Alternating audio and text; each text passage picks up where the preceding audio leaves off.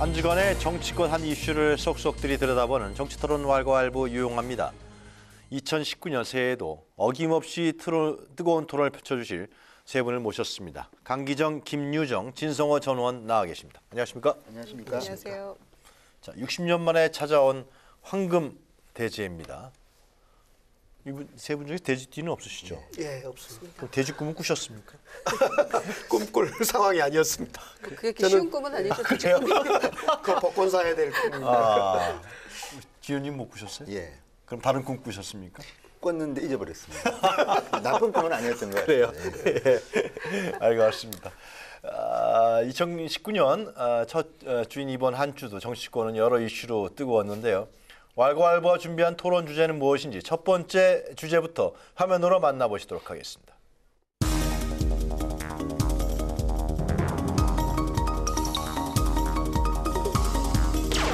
우리 경제를 바꾸는 이 길은 그러나 반드시 가야 하는 길입니다. 2019년은 정책의 성과들을 국민들께서 삶 속에서 확실히 체감할 수 있도록 최선을 다하겠습니다. 조선반도의 항구적이며 공고한 평화체제를 구축하고 완전한 비핵화해로 나가려는 것은 우리 당과 공화국정부의 불변한 입장이며 나의 확고한 의지입니다.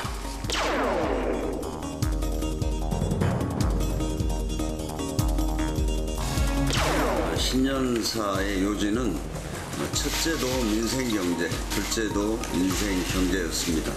국민이 체감할 수 있는 성과 창출에 모든 노력을 다하겠습니다. 대통령의 잘못된 경제인식 프레임, 이것이 지금 대한민국 경제를 위기로 계속 몰아붙이고 있습니다.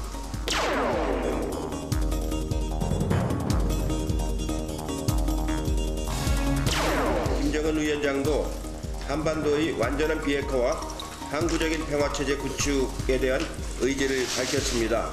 새로운 평화체제가 만들어지도록 최선을 다해서 노력을 하겠습니다. 북한 김정은 신년사라는 것은 결국 핵을 보유할 평화를 고집하겠다는 그런 종전의 입장과 다름이 없는 입장입니다. 김정은 위원장이 조건 없는 개성공단 가동과 금강산 관과 재개를 제안했습니다. 대북 제재가 해제되지 않으면 빛 좋은 개살구일 뿐입니다.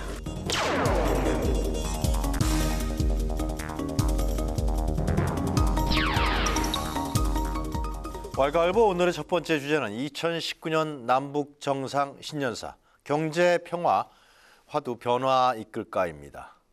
이번 주 초에 문재인 대통령과 김정은 북한 국방위원장이 기해년 새해를 맞아서 각각 신년사를 발표했죠. 김정은 위원장의 신년사가 새해 첫날에 있었고요. 또 문재인 대통령은 그 다음 날인 2일 중소기업 중앙회에서 약 8분가량의 신년사를 발표했습니다. 남북 두 정상이 모두 한반도 평화와 경제 그 두 문제를 화두로 내세웠는데요. 특히 올해는 유독 경제를 많이 강조했습니다. 문재인 대통령은 신년사에서 경제라는 단어를 25번, 김정은 위원장은 38번을 사용했습니다. 김정은 위원장이 좀 더 많이 했네요. 문 대통령보다. 네, 양측 지도자 두 분 다 경제 얘기를 많이 한 것 같아요. 네, 그럼 먼저 김정은 위원장에 대한 신년사에 대해서 좀 얘기를 해보고요. 그다음에 문 대통령으로 넘어가는 걸로 하겠습니다.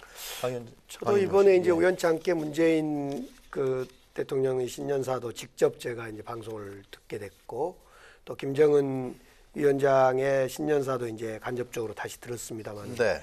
제가 볼 때 김정은 위원장의 신년사의 특징은 한 우선 형식에서 파격이었다 이것은 다 아는 내용이고요. 예를 들면 과거인 연단에 딱 인민복 차림에 아주 무거운 모습으로 했다면 이번에는 네. 아주 소파에서 부드럽게 했다 이런 그 형식에서 파격 하나는 이제 다 아는 내용이고 제가 볼 때 내용에서는 하나는 그 제가 느낄 때는 경제를 위해서 비핵화하겠다. 그리고 그 비핵화는 핵무기를 실험도 하지 않고 운반도 하지 않고 전파도 하지 않고 사용하지도 않고 보관도 않겠다. 그러니까 핵무기를 완전히 없애겠다는 선언을 다시 해준 것 같아요. 또 하나는 그러기 위해서 미국하고 빨리 만나자. 트럼프 대통령 만납시다. 이런 얘기를 했던 것 같고 마지막으로 이도저도 잘 안 되면 우리 미국만 쳐다보고 못 있겠다. 경제 제재 푸는 문제를 포함해서 우리 중국, 미국, 남북 사자 틀로 다시 한번 새로운 길을 모색해 보겠다. 이런 식의 뭐 일부에서는 협박이라고 그러는데 제가 볼 때는 이 경제를 위해서 모든 걸 할 준비가 돼 있다. 그러니 만나서 빨리빨리 해나가자라는 간청을 하는 그런 모양새가 아니었던가 저는 이렇게 봤습니다. 네, 우리 김유정 의원께서는 개성공단하고 금강산 얘기도 했어요. 네. 김정은 위원장이. 네. 네, 그러니까 형식에서의 어떤 파격이라는 사실 넥타이의 정장 차림의 모습은 공식석상에서 처음 본 것 같아요. 그러니까 작년에 리설주와의 어떤 공식석상에서의 모습을 빈번하게 보여준 것과 더불어서 어떤 젊은 지도자의 이미지 그리고 좀 개방 개혁으로 가는 북한의 모습이랄까 그리고 이제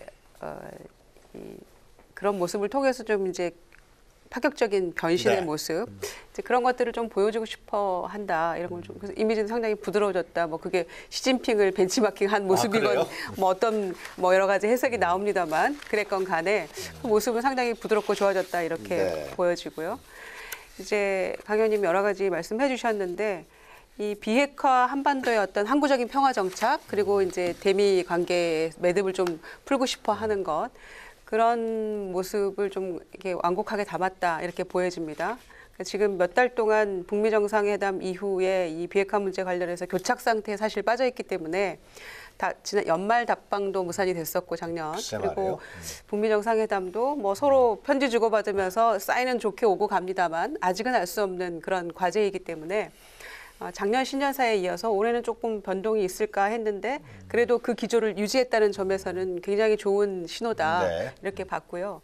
그다음에 이제 금강산 관광 재개나 개성공단도 조건 없이 이제 하고 싶다라는 의미는 그만큼 이제 간절함이 담겨 있는 것인데 대북 제재에 대한 가 좀 풀려야 완화가 이 돼야. 실마리가 좀 풀리는 거 아니겠습니까? 완화해달라는 거죠. 예, 그리고? 그렇죠. 그러니까 그게 이제 미국에 보내는 시그널이고 동시에 문재인 대통령 우리 네. 대한민국에 보내는 좀 중간에 역할을 해달라라는 그런 의도가 상당히 담겨 있다 이렇게 생각하는 거죠. 그래서 사실은 핵 경제 병진 노선에서 네. 이제 핵은 포기하고 평화를 추구하면서 우리가 이제 경제에 전념하자라는 네. 거를 이 북한의 소위 인민들에게 그 사인을 줘야 될 거 아닙니까? 그러니까 지금까지는 우리가 핵 개발하면서 한번 뭐 성공하고 뭐 발사 성공할 때마다 그 리브니 그 아나운서가 나와서 그 상징적인 인물이잖아요. 얼마나 이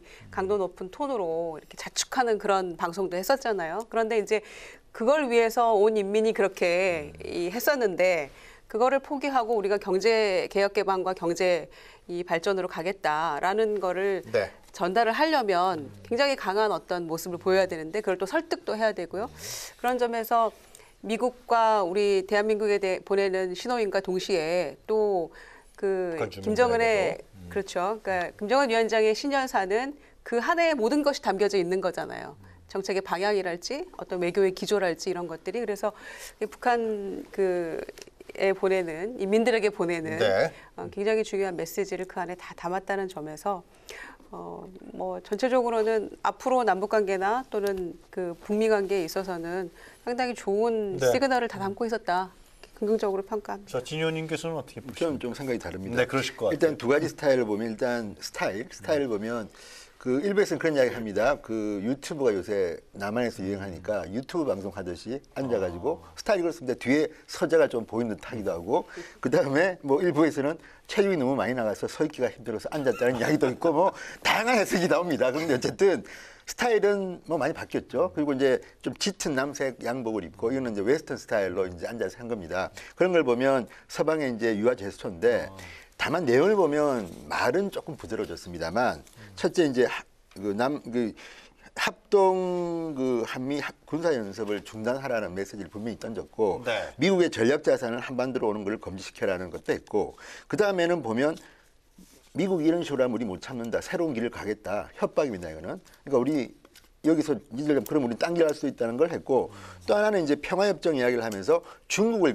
끌어들이겠다는 걸 갖다 시사했습니다. 그러니까 복잡하게 만드는 거죠. 그 다음에 중요한 거는 뭐냐면 자, 핵 문제입니다. 핵 문제인데 예. 만들지도 뭐 사용하지도 전파하지도 실험하지도 않겠다는 거는 여기에 대해서는 다양한 해석이 있지만 CNN 같은 경우는 핵 보유국을 갖다가 인정해달라는 메시지로도 들린다. 그 태영호 공사가 이 신년사 다음날 1월 2일 날 그 오세훈 그 뭐 미래비전 위원장 주재로 무슨 세미나를 했는데 거기 나와서 이제 태영호 공사가 이야기한 거는 자기가 볼 때는 미국에 대해서 북한이 핵 보유국 지위를 인정받고자 하는 것들 노렸다. 제재 완화를 해달라는 이제 메시지다는데 네. 그런 해석은 다양할 수 있겠으나 절대 김정은은 호락호락한 사람은 아닙니다. 그렇기 때문에 이걸 갖다 어떻게 해석하에 따라서는 굉장히 강경한 메시지일 수도 있다는 거고 다만 이제 과거에 했던 것처럼 김정은이 미국이나 한국에 대해서 뭐 핵 버튼이 내 앞에 있다. 미국까지도 우리가 이제 뭐 공격할 수 있다. 이런 이제 협박 메시지는 없어진 거는 제가 볼 때는 뭐 조금 향상된 점이다. 그렇지만 우리가 너무 희망상들로만 가지 말고 조금 이 좀 보수적으로 해석을 해서 네. 모든 경우를 대비하자. 왜냐하면 지금 그 1월 1일 날 강경화 장관이나 뭐 정경도 국방장관이나 그 통일부 장관이 TV에 나와가지고 이야기를 하는데 너무 희망 섞인 말입니다. 심지어 국방장관이 이번에도 설화를 겪은 게 아니 천안함 이런 거 어떡할 거냐 물어보니까 이해할 수 있고 미래를 위해서 가자 했다가 그 다음날 언론이 네. 난리가 나니까 사과를 했습니다. 그런 것들을 보면 너무 우리가 김정은의 유리한 쪽으로 해석하는 것도 좀 경계해야 되고 그렇다고 해서 또 우리가 너무 또 뭐 호전적으로 할 필요도 없습니다만 김정은에 대한 그래요. 메시지는 네. 좀 냉정하게 근데 해석할 문제는 필요가 이제 있다. 북미 정상회담이 과연 열리느냐, 또 답방이 이루어지느냐 이거 아니겠어요? 그렇죠. 진님께서는 어떻게 보세요? 제가 볼 때는 지금 미국도 트럼프 대통령과 의회가 조금 이제 생각이 바뀌는 것 같습니다. 무슨 말이냐면 의회나 이제 언론은 굉장히 김정은에 대해서 회의적으로 갑니다. 왜? 바뀐 게 없다는 거죠. 그런데 트럼프는 제가 볼 때는 아직까지 김정은과 만나고 싶은 생각이 있고 또 지금 네. 트럼프가 굉장히 위기에 몰려 있습니다. 뭐 탄핵도 있고 또 뭐 여러 가지 이제 미국의 이제 정치적으로 이제 공세를 받다 보니까 어우.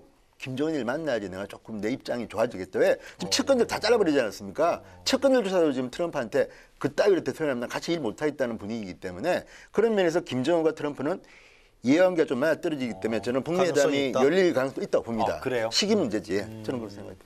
어떻게 보세요? 김정은 친서를 김정은 위원장 친서를 트럼프 대통령이 또 공개를 했어요. 아, 그랬죠? 예.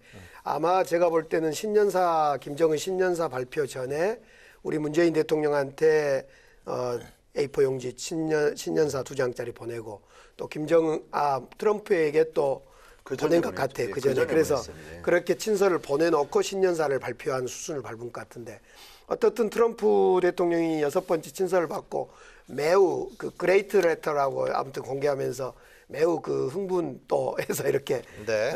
좋아했단 말입니다. 예. 그런 점 그리고 또 이제 김정은 위원장도 문재인 대통령이 좀 나서서 뭔가 둘이 좀 잘되게 좀 촉매자, 중매자 역할 좀 해주라 이런 주문도 있었단 말입니다. 그런 점으로 볼 때 저는 트럼프 대통령과 김정은 위원장의 2차 그 북미 정상회담은 조속히 열리지 않겠냐. 네. 근데 진 의원님 말씀처럼 트럼프 대통령도 재선을 또 해야 되고 김정은 위원장도 이후에 어떻든 경제 노선을 펴려면 지금 비핵화와 한반도 그 체제 안전, 네. 안정 이것은 둘이 다 이해가 맞는 거죠. 그래서 당연히 대한민국 우리 문재인 대통령과 대한민국도 맞고 또 북미도 맞고 그렇기 때문에 아마 2019년 올해 저는 상당히 희망적일 거라고 생각합니다. 정치적 이해관계가 일치한다. 네, 그런 예. 말씀이신 것 같은데요. 김희정 의원님 그 개성공단하고 금강산은요. 네. 김대중 전 대통령 때부터 시작한 거 아닙니까? 그렇죠. 그러다가 이제 중단됐죠. 네. 금강산은 이명박 전 대통령 때, 그리고 개성공단은, 개성공단은 네. 박근혜 전 대통령 때 중단됐는데 이것을 그 무조건 없이 재개하겠다 그러는데 그럼 제재 완화가 돼야 되는 거 아니에요? 그렇죠. 그래서 이제 그래서 미국과의 어떤 이 협상이 좀 필요한 거죠. 네. 근데 지금 이 김정은 위원장의 이 신년사만으로도 네. 지금 이제 개성공단 입주해 있는 기업들은 또 9일날 가서 공장도 좀 살펴보고 하겠다는 거죠. 그렇게 굉장히 이 고통받고 힘들었잖아요. 그 박근혜 정권 때 문 닫은 이후로 네. 말도 못하게 피해를 봤었고 또 그 대책 세우느라고 사실 문재인 정권 들어서도 많이 애를 썼죠. 그래서 전반적인 이런 이 시그널은 좋은데 네. 진 의원님 말씀대로 지나친 낙관론은 경계해야 되겠지만 이제 미국의 여건도 상당히 트럼프의 여건도 좀 사실은 그렇게 녹록지만은 않잖아요. 중간 선거에서 뭐 민주당이 하원 장악했기 때문에 계속해서 아마 견제구를 날릴 것이고, 그러니까 마냥 이대로 계속 좋을 수만은 없을 텐데 네. 그럼에도 불구하고 김정은 위원장이 이 제재 압박을 계속 된다면 나도 새로운 길을 모색하겠다는 그 부분이 새로운 길을 모색하는 데 방점이 있는 것이 아니고 그동안 북미 대화하고 뭐 이렇게 하면서 나는 내가 할 만큼 한 것 같은데 좀 너무 그에 상응하는 답이 없는 거 아니냐라는 거에 대한 서운함의 토로라고 보고요. 그러니까 새로운 길을 모색한다는 거에 방점이 네. 아니고 제재 압박을 조금 풀어달라. 난 이렇게 가고 있고 핵도 포기할 것이고 경제 개혁에만 집중할 것이다라는 그런 신년사의 내용이었잖아요. 그래서 그 부분에 대한 거를 문재인 대통령에게도 조금 중간 다리 역할을 해달라는 것이고 미국에도 그런 걸 얘기하기 위해서 우리가 좀 빨리 만나자라는 그런 내용이 아니었을까 싶어요. 네. 그런데 이제 굉장히 좋은 내용이라고 얘기하면서도 미국 트럼프 대통령은 이제 뭐 서두를 건 없다라는 얘기를 또 조금 달아요. 그러니까 그게 이제 미국의 어떤 정치적 상황 때문에 하는 것인지 아니면은 북한의 어떤 요구 같은 거를 그대로 다 수용할 수는 없다는 것을 애둘러 그런 식으로 표현하는 것인지 모르겠지만 올해 2, 3월 안에는 어쨌거나 북미 대화든 그다음에 네. 또 이 서울 답방이건 다 조금 순차적으로 이루어져야 되는 게 아닌가 이렇게 네. 생각합니다. 그러면서 이 개성공단이나 금강산 관광 문제는 또 예외적으로 어느 정도 이게 우리가 요구할 수 있을 것 같아요. 남북 철도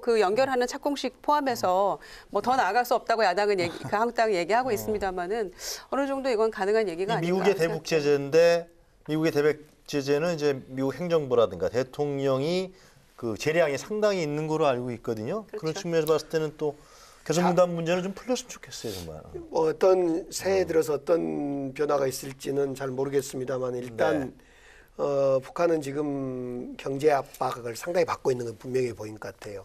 얼마 전에 이제 작년 연말에 미국의 비건 대표입니까? 예, 대표가 북한에 가는 북한 방문이라든지 인도적인 문제는 더 열겠다. 미국이 더 열겠다. 이런 이야기를 했는데 지금 북한에서는 그런 것 같습니다. 미국에게 최소한의 대북 제재 관련해서 최소한의 좀 풀어줘야 될 거 아니냐. 성의를 보여줘야 될 거 아니냐. 이런 취지의 요구를 계속 하고 있는 것 같습니다. 그래서 그런 요구가 미국 트럼프 대통령에 의해서 좀 실현될지 그것은 네. 좀 봐봐야 되고 만약 북한 입장에서는 그런 걸 못 해주겠다면 자 지금부터 남한, 북한, 미국 중심으로 논의했던 틀을 우리는 사자 틀로 옮기겠다. 중국을 끼워 넣겠다. 이제부터. 중국, 미국 너희들 복잡한데 자꾸 무역전쟁 하는데 사자 틀로 한번 가보자 그러면 네. 이렇게 이야기하는 것이 북한 신년사의 새 길이다라고 알겠습니다. 문정인 특보는 이제 해석을 그렇게 하더만요. 네. 일리가 있는 것 같아요. 지금까지는 중국이 빠져줬지 않습니까? 그런데 중국도 한반도 정전협정의 당사자니까 우리 목 찾겠다 하는 순간 조금 복잡해질 것 같아요. 알겠습니다.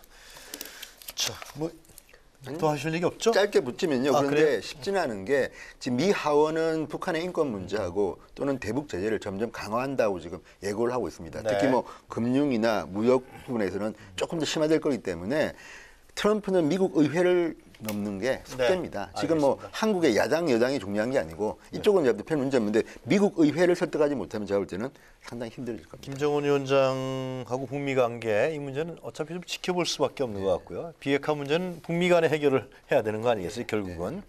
그렇기 때문에 좀 진전된 결과가 있기를 좀 바라고요. 그다음에 아까도 화면을 저희가 봤습니다. 문재인 대통령의 신년사 이례적인 장면이 신년사 장면 중소기업 중앙회에서 했죠. 여의도에 있죠. 예. 예. 거기에 이제 이재용 삼성회장하고 김수현 정책실장이 같은 옆자리에 앉았어요. 대화하는 장면은 안 나왔던 것 같은데. 그래서 이제 문 대통령이 이제 투자라든가 기업 혁신 이런 얘기를 많이 했는데요. 그래서 경제 기조가 좀 변화가 있는 거로 판단하십니까? 어떻게 보십니까, 진 의원께서는? 일단 저는 문재인 대통령이 과거에는 북한 이야기를 많이 했는데 이번 신년사에서는 경제 이야기를 많이 했습니다. 이거는 일단 문 대통령이 지금 대한민국의 문제점이 뭔지에 대해서는 나름대로 생각하고 있다는 반증으로 봅니다. 그러니까 이 부분은 저는 뭐 희망적으로 보고 다만 문제는 근본적인 해결책보다는 어떤 수사, 그러니까 뭐 지금도 소득주도 성장을 포기했다는 말은 안 합니다. 그리고 뭐 여러 가지 좋은 말씀들을 하시는데 뭐 함께 잘 사는 대한민국 이런 것들은 목적은 다 누가 인정합니다. 다 좋은 목적이기 때문에 선한 목적인 걸 인정하지만 과연 그렇다고 해서 대통령이 경제를 많이 이야기한다고 해서 국민들의 삶이 좋아질 것인가? 저는 그렇지 않다고 보는 게 당장 이헌재 전 경제부총리가 중앙일보 일면 톱으로 했던 인터뷰가 있습니다.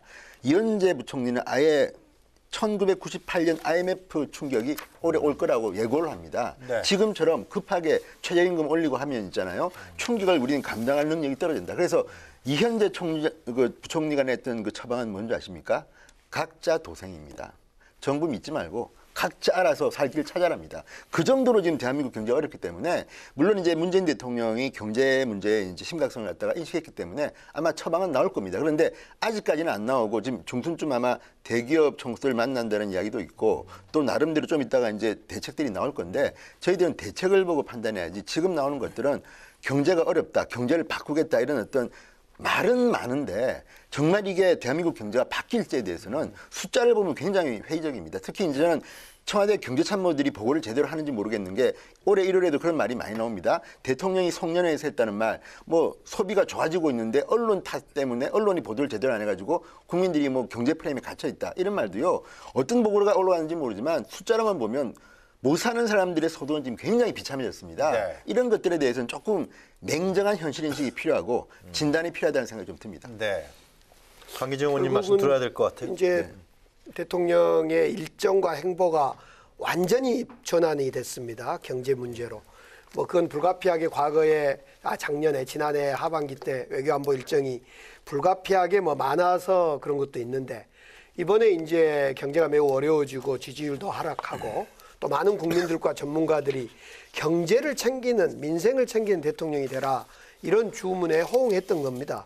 제1번이 이제 경제 홍남기 원팀 경제부총리 바꾸는 문제부터 시작해서 신년사도 그렇기 때문에 사실은 소득주도 성장이 자꾸 성장론이 아니라 분배론이다. 그러니까 이번 신년사 속에는 소득주도 성장론이라는 단어가 없이 그냥 혁신성장론으로 이걸 성장론이라 인정하니까 혁신성장론으로 처음부터 끝까지 갔고 혁신성장을 위해서 그 확대 경제장관회의를 직접 주재할 때부터 이야기했던 겁니다만은 제조업, 스마트 팩토리 문제부터 그리고 규제 완화를 통해서 새로운 신성장 동력을 만들어내겠다.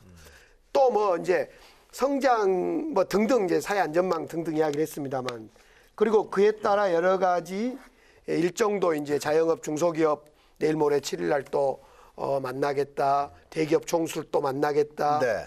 등등.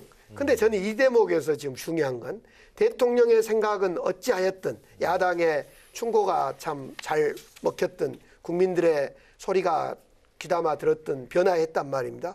이제 국회가 좀 변화해 줘야 될 때입니다. 사실은 저희도 국회 다 이렇게 의원님들 해보셨지만 국회에서 법과 제도를 바꿔주지 않으면요.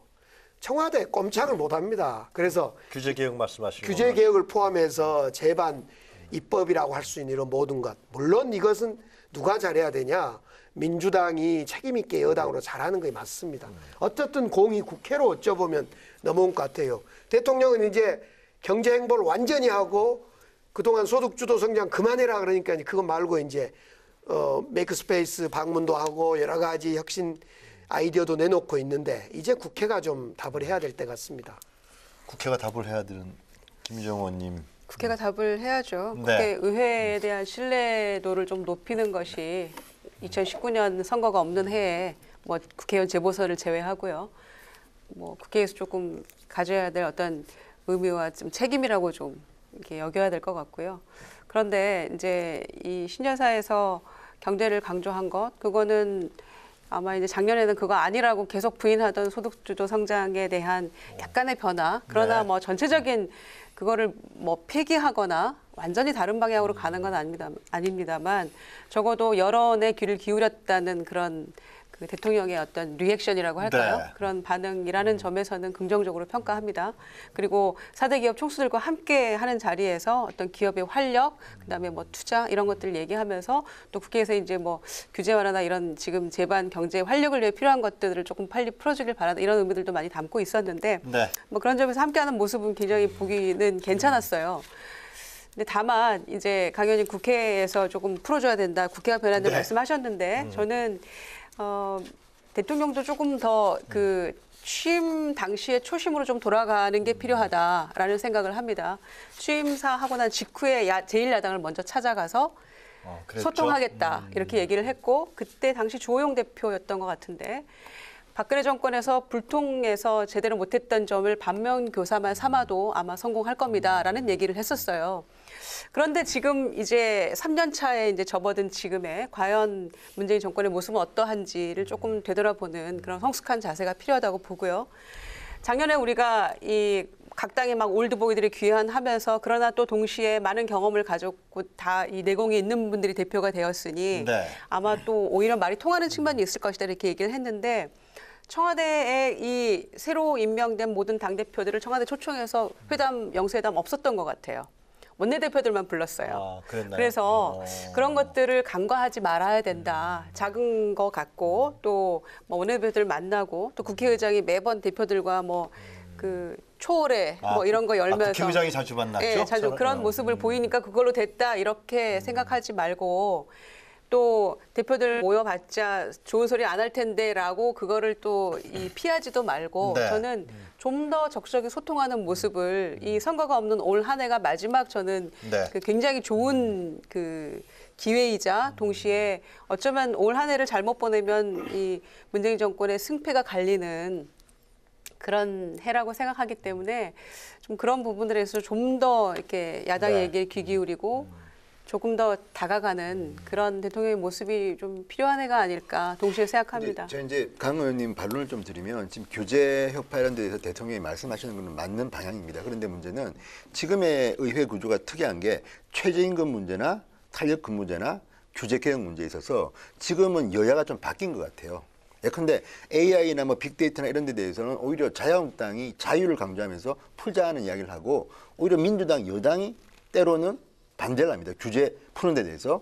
그리고 최저임금 문제나 탄력근무제 같은 것들이 풀리지 않으면 아무리 좋은 정책을 쓴다 하더라도 제가 볼 때는 경제가 더 힘들어질 수도 있다. 이게 뭐냐면 아니 돈 더 주겠다는데 반대할 사람이 누가 있습니까만 너무 짧은 시기에 많이 올리게 되면 지금 뭐 자영업자들은 또 중소기업들 줄도산한다고 기사들이 막 납니다. 네. 이제 이런 올해 작년도 힘들었는데 올해 더 올리게 되면 예. 52시간까지 하게 되면 이제 우리 사람 못 써. 우리 이제 문 닫을래. 이런 지금 기사들이 막 나오는데 이게 현장의 현실입니다. 그래서 지금 대통령도 제가 볼 때는 뭐 탄력금 문제 이런 걸 갖다가 조금 이제 융통스럽게 하고 싶은데 네. 또 민노총이 반대해서 지금 뭐 타협을 못 보고 올해 넘겼습니다. 모든 결정을. 이런 상황이기 때문에 저는 민노총이나 이런 쪽도 과거에 문 대통령을 지지했는데 지금은 문 대통령을 반대하는 앞장서 있는 게 바로 이 또 노조층입니다. 그렇다면 한국을 위해서는 노조든 또는 기업이든 양보할 건 좀 양보하고 해야지 이게 해법이 보이는데 지금 네. 제가 볼 때는 굉장히 힘듭니다. 그러니까 말은 규제도 완화하고 뭐 다 좋은데 이거 탄력금 문제 이런 거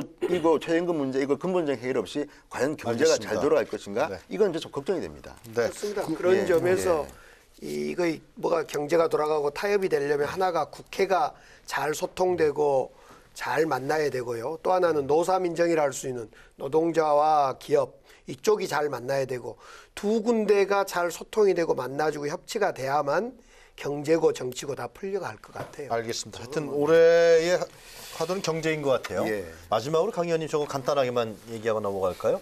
지금 조만간 청와대 비서진이 교체될 거의 확실한 것 같습니다.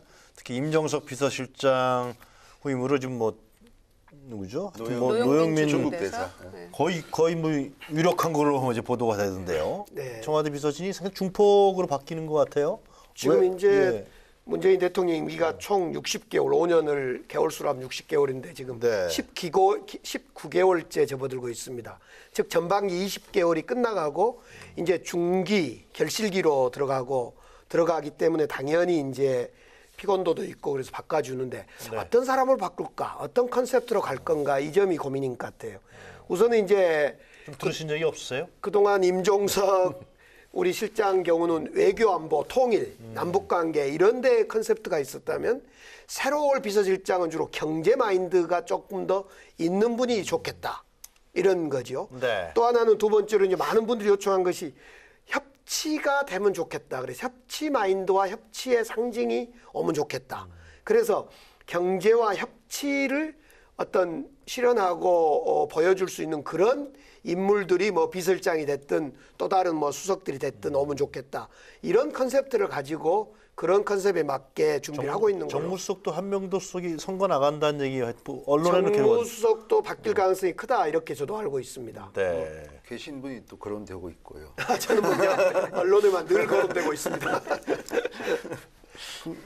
개편되는 건 바람직한 방향으로 봐야 되죠. 어떻습니까? 근데 제가 볼 때도 일단은 청와대에서 1년 6개월을 근무했다는 거는 인간으로 보면 굉장히 체력적으로 힘든 거는 사실입니다. 돼요, 정말. 그리고 예. 또 뭐 얼마 전에 청와대 내부적으로 조사를 했더니 다음 총선에 출마할 사람이 10명 정도 거론된다고 합니다. 그렇다면 이 사람들이 지금 나가느냐 좀 이따 나가느냐 문제지만 나가긴 나가야 된다 그러면 대통령이 그 타이밍을 정하겠죠. 네. 4월이다, 2월이다. 그러면 거기에 맞춰가지고 실장은 저는 먼저 할 것 같고 그 다음에 수석, 비서관, 행정관 순으로 어쨌든 좀 바꿔는 줄 것 같다는 생각이 듭니다. 빠르면 다음 주 초라 그러더라고요. 네, 계속 뭐 오르내리고 있는 거 보니까 얘기 나왔을 때 또 이 개각 그 인적 쇄신 하지 않으면은 또 타이밍 놓치게 되는 거니까 김이 좀 빠지게 되겠죠. 그래서 수요일 내로 하지 않을까 이렇게 생각을 합니다.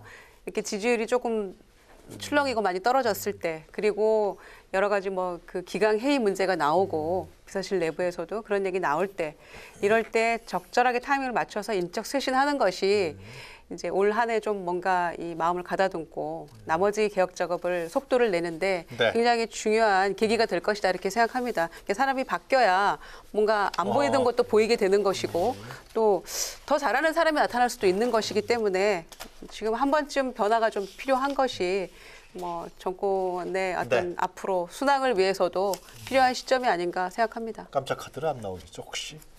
그래서 뭐 거론되는 인물들이 그렇게 딱히 깜짝 그래요? 카드는 없는 것 같아서. 강기정 의원님 깜짝 카드 없습니까? 모르겠습니다. 원래 이제 모르겠습니까? 예. 계속 모른다고 뭐 그러세요? 제가 뭐 인사하고 관계가 아니 뭐 없어서. 왈가왈부 토론할 때 늘 그 자리에 계시던 분들이 글쎄 잘 말이야. 돼서 가셨기 때문에 염려가 돼서 강기정도 제가 예, 알겠습니다.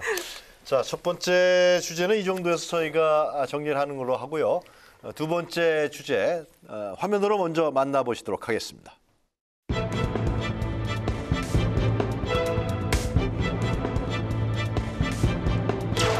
자신들의 측근에 대한 비리 첩보를 보고하면 모두 직무를 유기하는 그런 행태를 보고 분노를 금치 못하였습니다. 청와대의 이런 범죄 행위가 낱낱이 밝혀지기를 기대하고 있습니다. 공직의 욕을 받았던 것, 국가의 세금을 받으면서 일을 했던 거에 대한 부채의식을 해소하기 위해서 정말 순수하게 그래도 이 나라 그리고 행정 조직이 더 나아졌으면 하는 바람에서 했던 행동입니다.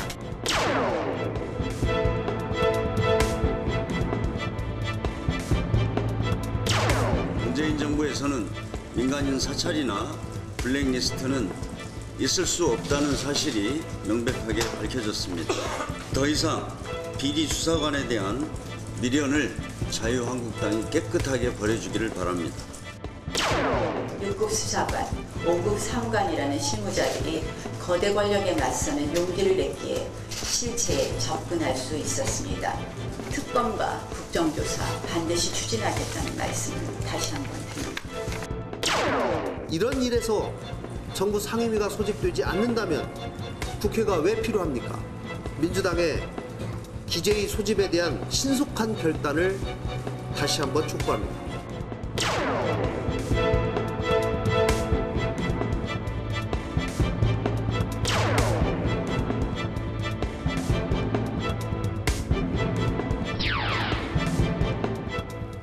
네, 왈가왈부 두 번째 주제는 요즘에 가장 뜨거운 논쟁이 됐던 부분이죠. 김태우에 이어서 신재민까지 이 폭로전 후폭풍 계속되는가입니다. 지난 연말에 이어서 연초까지 전직 청와대 특검 반원과 기재부 사무관의 폭로가 계속되면서요. 정치권의 후폭풍이 논란이 상당히 커지고 있습니다. 야당은 관련 상임위 소집과 함께 특검과 국정조사까지 거론하고 있는 상황이고요. 여당은 야권이 개인의 주장을 정쟁으로 삼고 있다. 이런 입장입니다. 지금 우리 김태우 전 수사관 얘기부터 좀 해볼까요? 진 의원님, 군영일을 했는데 뭐 한 방은 없었다. 오히려 뭐 조국 수석이 더 인기가 올라갔다. 뭐 이런 평도 나오는데 어떻게 보셨어요? 좀 평하는 사람들마다 다 자기 입장에서 나오는데 저는 근데 다는 못 보고 일부를 봤는데 이런 생각이 좀 드는 게 그 국회에서 하루 만에 모든 것을 해결할 수는 없지만 일단 분명한 것은 그 보수적인 성향의 국민들이 볼 때는 그날 운영위에서 홍영표 상임 위원장의 진행하고 또 박범계 의원 같은 분들이 갑자기 뭐 거의 뭐 조국석을 신처럼 떠받들면서 막 외치고 할 때 국민들 눈에는 저 사람이 국회의원 맞나 국민을 대표해서 비판하고 아니 맞는 거는 맞다고 해도 되지만 저런 식으로 쇼까지 해야 되는 것이고요. 또 두 번째 진보적인 성향의 국민들이 볼 때는 자유한국당 의원이 왜 저것밖에 못하나. 야, 내가 나가서 저것보다 잘하겠다. 이런 여론들이 분명히 좀 있었던 것 같은데 다만 평가는 국민들이 할 테지만 이런 생각은 듭니다. 민주당이 과거 야당할 때 민주당 기억이 제가 아직도 있는데 여당이 되더니 너무 여당스러워졌다. 그리고 자유한국당은 여당을 오래 해서 그런지 야당이 되더니 전투력이 아직까지도 살아나지 않고 있다. 이런 생각은 저는 개인적으로 드는데 저도 이건 제 주관적인 판단일 뿐이고 다만 문제는 김태우 수사관의 문제는 이런 하루 정도의 상임위에서 끝날 일이 아니라 이거는 굉장히 올해 내내 굉장히 뜨겁게 다룰 것이다. 왜냐하면 한마디 할 때마다 새로운 팩트들이 막 터지기 시작하고 또 드디어 김태우가 얼굴을 드러냈습니다. 포토라인에서 기자들을 직접 불러가지고 말을 하기 시작했는데 그 말을 듣고 있으니까 이 사람이 알고 있는 팩트가 앞으로도 무궁무진하겠다. 그렇다면 여기에 대해서 국민을 대표한 국회가 뭔가를 밝혀내야 되고 또 뭐 청와대와 여당은 방어를 하겠죠. 그렇지만 제가 볼 때 지금 흘러가는 방향은 청와대가 상당히 힘들어질 거라는 생각이 좀 듭니다. 그 12월 31일과 1일 저도 청문회라 했다. 김태우 수사관 출석시켜서 조국 청문회 수준이었습니다. 수석 임종석 실장 그 업무 보고 잘 처음부터까지 저도 다 봤거든요. 그래요? 예, 저는 처음부터 시작할 때부터 끝날 때까지 다 봤는데요. 결국 그날 운영이 결과를 저는 이렇게 봅니다. 정치적으로 이미 이건 끝난 문제다. 김태우 수사관은 정치적으로 그날 보니까 문제가 있더라. 그리고 조국 수석은 잘 처신을 했더라. 이렇게 정치적으로 끝났고요. 이제 법률적 문제만 남아있다. 근데 이 법률적 문제도 이제 그저께인가 갔죠. 그리고 한 번 또 오늘인가 소환을 했던데 이렇게 해서 검찰 수사되면 법률적 문제도 결론이 날 거라고 봅니다. 이제 결론은 좀 더 지켜봐야 되겠지만 법률적 결론은 이미 운영위를 통해서 정치적으로 김태우 수사관은 왜 동기가 뭐였고 과정이 어쨌고 이 결과가 어쨌는가가 전 국민한테 다 확인됐다. 다시 말씀드려서 굳이 뭐 평론가적으로 이야기하면 조국 수석이 당당하게 잘했다. 김태우 수사관은 뭔가 문제가 있다. 이렇게 결론 내려진 거 아닌가. 그래서 새삼스럽게 지금 이 문제를 가지고 또 운영위를 국정조사를 하자, 뭐 청문회를 하자. 이것은 정말 이건 갈 길이 먼데 자꾸 뒷다리 잡는 격이다. 이렇게 저는 보여집니다. 그날 저도 이제 다 관심 있게 보셨군요. 시청률 굉장히 높았어요. 국회 방송으로 봤어요. 차수 변경하면서 1월 1일까지 갔는데 이제 계속해서 보지는 못하고 간간히 이제 시간 날 때마다 계속 돌렸더니 뭐 밤새 한 거 아닙니까?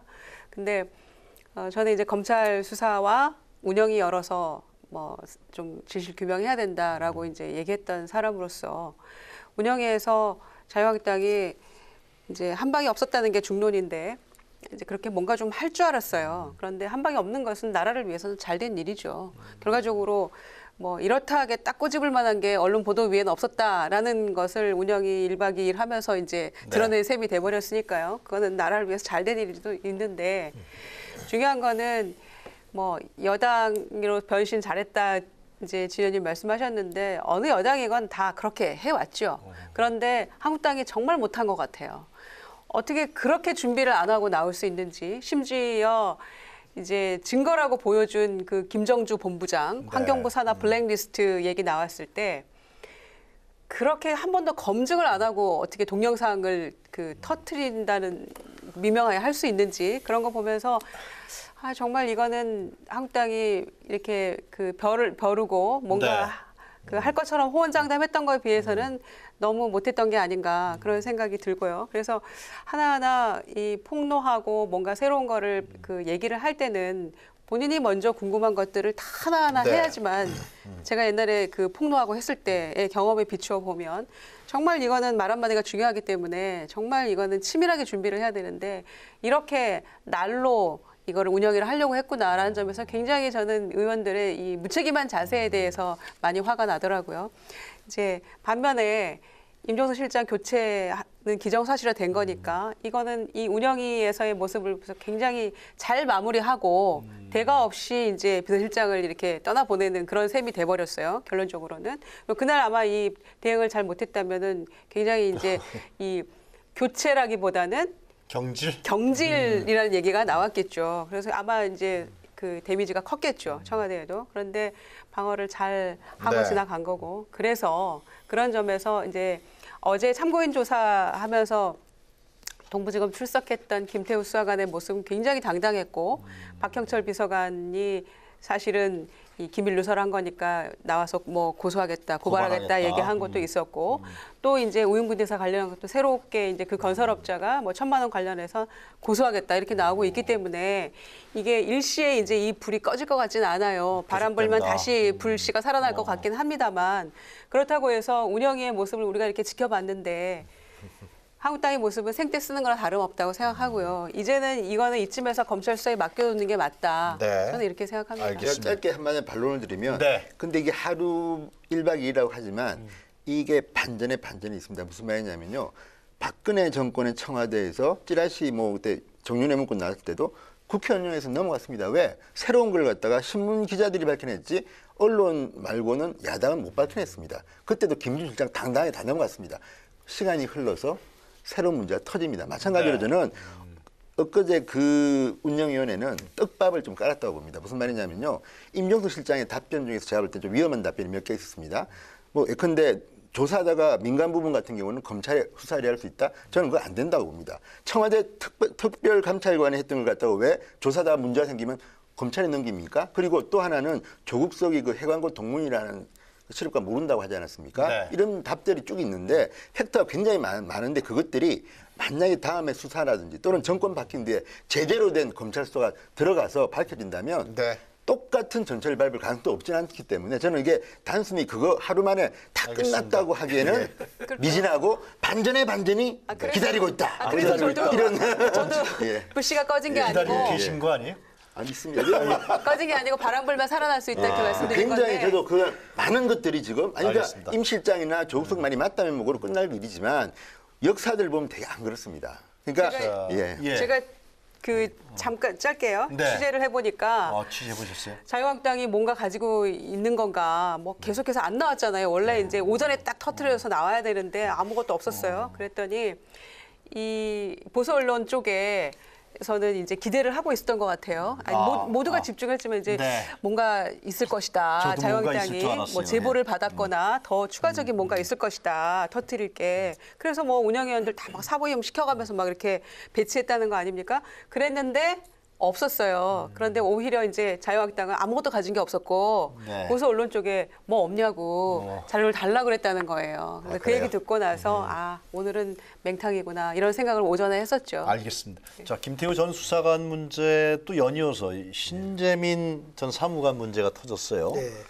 예컨대 뭐 저는 신재민 안타까운 일까지 발생할 뻔했는데 말이죠. 그렇습니다. 예. 목숨을 내놓을 생각까지 가지면서 자기의 결백을 주장해 보려고 하는 그런 일도 있었는데 다행스럽게 그렇지는 않았고 사전에 또 방어가 돼서 천만다행입니다. 잘한 거고요.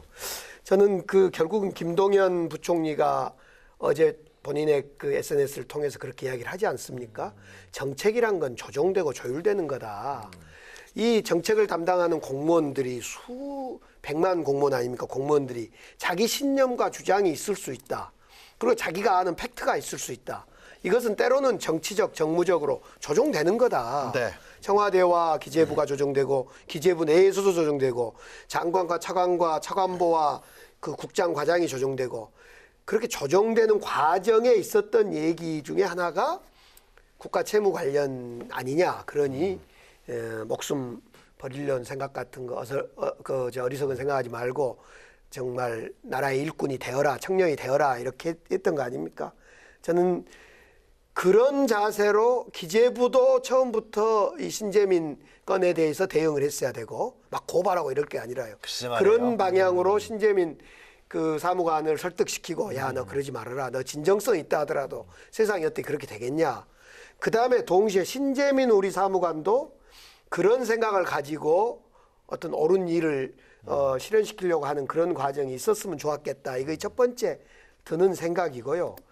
어제 저는 이제 부모님들도 소위 반성문이란 것도 막 내놓고 또 선후배들이 호소문도 내놓고 이런 걸 보면서 그리고 또 신재민 본인도 죽으려고까지 생각했던 이 정도 됐고 또 당사자인 김동연 자유한국당에서 특히 신뢰하는 김동연 부총리가 또 어제 그런 해명을 내놨기 때문에 이쯤에서 이 문제는 네. 잘 좀 그 문제 될 건 된 거 또 정리하는 게 낫다. 예, 정리해야 맞다. 자꾸 덮으려고 하지 아니, 말고 덮은가? 진실을 왜냐하면 지금 아직 진실이 규명된 상황이 아닙니다. 누가 맞는지를 아직 모릅니다. 지금 각자의 주장만 나왔을 뿐입니다. 두 번째, 저는 지금도 네이버나 뭐 다음에서 제일 실시간 검사 1위를 지금 계속 하고 있는 분이 있습니다. 손혜원 의원입니다. 네. 제가 왜 이 말을 하냐면요.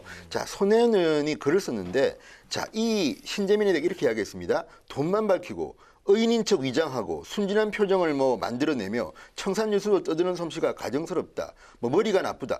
아니, 지금 한 인간에 대해서 국회의원이라고 해서 이렇게 막말해도 되는 겁니까? 그리고 또 하나 제가 가정스러운 거는 첫째는 이겁니다.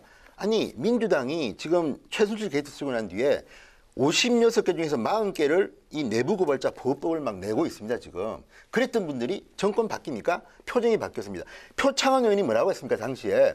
공무원들이 위에서 부당한 지시라고 할 때는 고발할 수 있어야 되고 따라서 시키는 대로 하게 되면 이 사람은 부역자라 그랬습니다. 그랬는데 지금 신재민이 위에서 자기 생각이 부당하다고 해서 이렇게 거부하고 한 거에 대해서는 거의 뭐 인신공격, 신재민은 돈만 밝히고 뭐 한탕하기 위해서 공무원 그만둔 사람, 머리 나쁘다? 아니, 저 손혜원 의원이 얼마나 훌륭한 대학교 나왔는지는 모르겠지만 이분 고대 나왔습니다. 그 어렵다는 재경부 행시 합격한 분입니다. 이런 식으로 말을 막 해도 됩니까? 저는 이런 지금 손혜원 의원 말고도 지금 여당이나 이쪽에서는 자꾸 신재민을 갖다가 몰아갑니다. 나쁜 사람으로.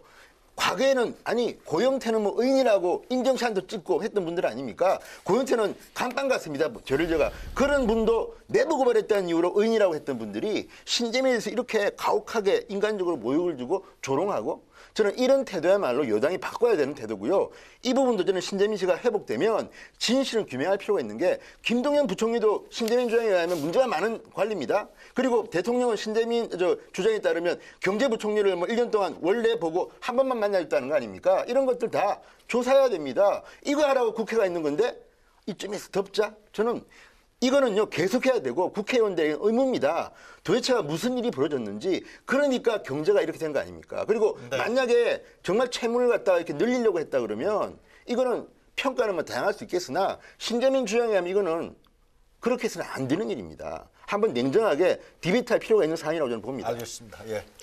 이 경제가 좀 많이 좋아지고 올 한 해 이제 다시 정권의 신뢰도를 많이 회복한다면 이런 일은 더 없을 거다 이렇게 생각을 합니다만 만약에 그렇지 못하고 점점 국민의 신뢰를 잃어가고 또 실망시키는 일들이 반복해서 일어난다면 제2, 제3의 김태우, 신재민은 또 나타난다. 저는 그 부분에 대해서 상당히 경계해야 될 거라고 생각을 하고요. 네. 문재인 정권이 저는 이 점에 대해서 좀 명심을 했으면 좋겠다고 생각하는 것이 이 소위 이제 이 공직사회 공무원들에 대해서 개혁을 함께 해갈 동반자라고 생각을 해야지 이 공무원들을 개혁의 대상이라고 생각해서는 안 된다라는 것도 물론 이제 공직 기강은 바로 잡아야 되고 어떤 정권의 이 정책 방향이나 국정의 방향에 대해서 함께 가자라는 건 있어야 되겠지만 네. 공무원 공직사회 자체를 이 개혁의 대상 이렇게 봐서는 될 일은 없다 이렇게 생각을 하고요. 이 신재민 사무관 사건이 터졌을 때 저는 그렇게 생각했어요. 왜냐하면 이 사람이 상당히 이 똑똑한 사람이고 이 30대 초반의 젊은 나이에도 어쨌거나 굉장히 중요한 일을 하고 있었죠. 불과 몇 개월 전까지만 해도 주축이라고 할 수 있는 그런 역할을 했잖아요. 그런데 이제 굉장히 이제 이 불리한 이야기들 그리고 이제 신재민 사무관 입장에서는 내부 고발이라고 생각하는 공익을 위해서 난 이렇게 했다고 주장하는 그런 얘기들이 나오고 보니까 네. 갑자기 이 사람에 대해서 굉장히 이제 인신공격적인 이야기 그리고 기재부에서도 뭐 단칼에 문제 있는 사람이다라는 식으로 몰아가는 것, 뭐 4년차 사무관이 뭘 아냐 이런 식으로 폄훼하는 것 이런 감정적이고 즉흥적인 대응이 이를 오히려 키웠다. 그리고 네. 이제 이렇게 생각하고요. 신재민 사무관 입장에서는 자기의 경험과 이 아는 만큼 보이는 거 아니겠어요? 그런데 이제 그럴 위치에 있지도 않았고 모른다. 이렇게 무조건 폄훼할 것이 아니라 저는 신재민 사무관의 입장에서 좀 이해를 해야 된다고 생각하는 것이 그 사무에 주어진 자기의 업무와 권한 그 입장에서 봤을 때는 그 보여지는 모습이 옳지 않다고 생각했을 수 있다고 봐요. 그리고 이게 부당하다고 느꼈고 본인이 촛불 집회에도 나갔고 문재인 정권 잘 되기를 바랬던 사람이라고 얘기하면서 말을 꺼냈잖아요. 그러니까 그거는 선은 이렇고 후는 이렇다고 기재부가 설명하고 국민들에게 소상히 얘기를 하는 게 옳았지. 네. 이 부분을 가지고 이렇게 무슨 기밀 누설로 고발하고 이게 기밀인지 아닌지도 사실은 법적으로 따져봐야 될 문제거든요. 왜냐하면은 지금 김동연 부총리나 기재부에서 나중에 이제 그 처음에 입장과 번복해서 얘기하는 것처럼 정책을 협의하고 정무적 네. 판단도 있을 수 있고 논의 과정이 있고 이런 얘기를 할 거라면 이게 굳이 이게 공무상 기밀 누설에 해당되는 것인지도 법적으로 따져봐야 될 문제가 되는 거예요. 그런 점에서 왜 매번 이런 일이 터질 때마다 김태우 건도 그렇고 신재민 건도 그렇고 조금 더 이 프로다운 자세로 네. 좀 대응을 하는 게 맞지 않나 이렇게 생각이 짧게 드네요. 한 말씀만 예, 두 간단하게. 분 반론. 간단하게 우선 시간상, 손혜원 의원은 실언을 한 것 같고요. 이 부당한 짓이었냐 아니었냐 이걸 최순실 사건하고 비교하면 안 된다고 봅니다. 지금 이거 덮을 것도 없습니다. 이건 국정감사 같은 거 하면 됩니다. 이것은 국정감사에서 정무적 판단이 옳았냐 그러냐. 근데 처음부터 신재민 사건이 이렇게 문제가 푹 터진 것은 마치 자신이 본 것을 청와대의 지시, 청와대 지시 있을 수 있죠. 정책 방향을 결정하고 지시와 협의가 다 있을 수 있는데 마치 어떤 청와대가 음습한 어떤 정치적 지시를 통해서 박근혜 정부의 경제정책보다 우리 정부의 부채를 좀 늘리려고 하는, 과거 걸 늘리려고 하는 이런 음습한 어떤 정치적 지시가 있었던 것처럼 얘기를 하면서 이것이 정치 쟁점화된 거거든요. 그냥 솔직하니 자기 생각을 가지고 하면 문제가 안 됐죠. 그런 점에서 이 신재민 사무관이 KTNG 정보 유출 문제로 자기 말에 따르면 그만뒀는데 네. 그 촛불도 들었다는 젊은 청년이고 제가 볼 땐 참 선해 보여요. 그러면 선한 방식으로 이 내부의 어떤 기재부를 개혁시키기 위한 노력을 했었어야죠. 알겠습니다. 저는 그 점을 아쉽더라고요. 저도 그 신재민 전 사무관이 대학 동문들이 굴렸다는 글을 봤는데 말이죠. 이 일각에서 얘기하는 뭐 뉴라이트라든가 이런 건 전혀 아니라고 분명히 그 점은 진짜 이게 참 우리 사회가 좀 성숙해져야 될 것 같아요. 이 선후배와 친구들이 나서서 예. 이렇게 호소문도 내고 함께 보듬어 주는 모습을 보면 이 사람이 잘 살아온 청년이에요. 그렇죠. 보니까. 그래서 이거를 이렇게 감정적으로 대응할 문제는 아니었다. 이런 아쉬움이 드는 거죠. 그래서 강 의원님 말씀하신 대로 기재부의 대응, 특히 검찰 고발했잖아요. 네. 그 문제는 좀 기재부에서 다시 좀 제고를 해봐야 하지 않느냐 그런 생각 좀 기재부가 크게 반성을 해야 됩니다. 네, 이 과정에서. 문제가 확대된 거예요, 실제로. 네. 정부에서 이런 부분들에 대해서 소통하면서 좀 처리할 수 있었던 것인데 그래서 앞으로는 좀 전향적인 방향이라든가 결과를 기대하도록 하겠습니다. 자, 토크 마무리하기 전에요. 2주의 사진 한 컷 살펴보도록 하겠습니다. 패널께서 가장 인상 깊었던 사진 한 컷이죠. 오늘 강기정 전 의원의 사진 한 컷부터 보도록 하겠습니다. 네, 우리 문재인 대통령이 신년사에 공정과 일자리를 통해 혁신하자, 특히 혁신 경제를 주창하면서 그 중구에 있는 페이스메이커 메이크페이스 현장을 간 곳입니다.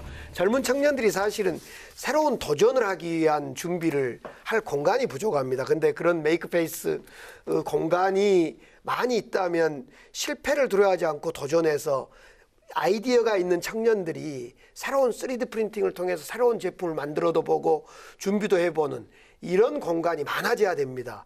제가 작년 그 광주시장 예비후보 준비를 하면서 광주에도 저런 메이크페이스 공간이 많이 있습니다. 근데 생각보다 청년들의 접근성이 부족합니다. 그래서 저런 메이크페이스 공간을 많이 만드는 거야말로 새로운 신창조와 벤처를 만들어낼 수 있는, 그래서 우리 신산업 일자리와 동력, 신산업의 동력을 만드는 기저가 될 거라고 생각합니다. 어제 그래서 대통령께서 신년사, 이어진 건 확대장관회의, 신년사, 그리고 어제 자리, 그리고 앞으로 쭉 이어질 경제 어떤 발걸음의 하나의 모습이어서 제가 감명을 받아서 한 장의 사진으로 넣어봤습니다. 알겠습니다.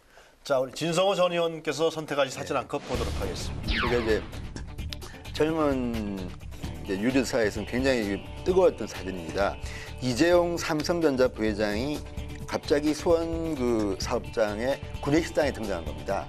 그래서 지금 저기 이제 짬뽕이라고 합니다. 네. 짬뽕을 갖다가 먹는데 직원들이 난리가 났죠. 여성 직원들이 지금 사진 찍고 환호를 이루고 난리가 났다는데 저기에 대한 해석이 분분합니다. 전날 어제인데 3일 날인데 코스피 2000선이 무너졌습니다. 1993점 얼마로 마감을 했습니다. 네, 그랬죠. 굉장히 우울한 날이고 또 그날 보고서들이 나왔는데 스마트폰과 반도체 시장이 올해 힘들 거다. 그러니까 삼성전자에는 굉장히 조금 안 좋은 뉴스인데, 꿀꿀한 뉴스인데, 그날 CEO, 그러니까 이재용 부회장이 갑자기 식판을 직접 들고 군의식당에서 밥을 먹었다.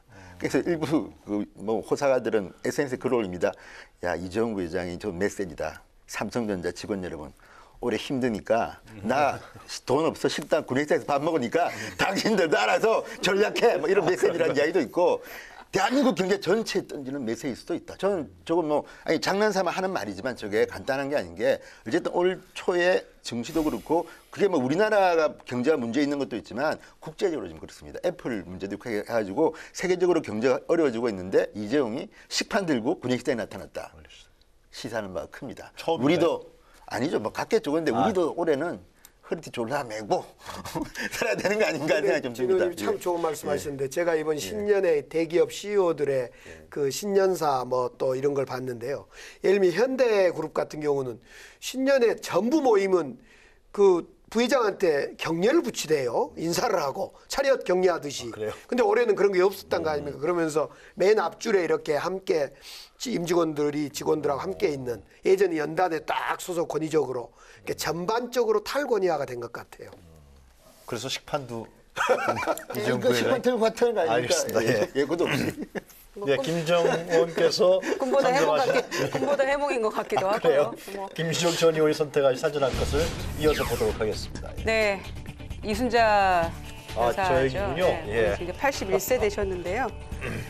망원도 부창부수다, 제가 이렇게 타이틀을 달아봤는데, 신년 벽두부터 참 국민들의 분노 지수를 높이는 그런 발언을 이분이 어느 그 유튜브 인터뷰를 통해서 얘기를 했어요. 누가 민주주의 아버지라 그랬죠? 내 남편이 민주주의 아버지다, 이런 얘기를 해서 네.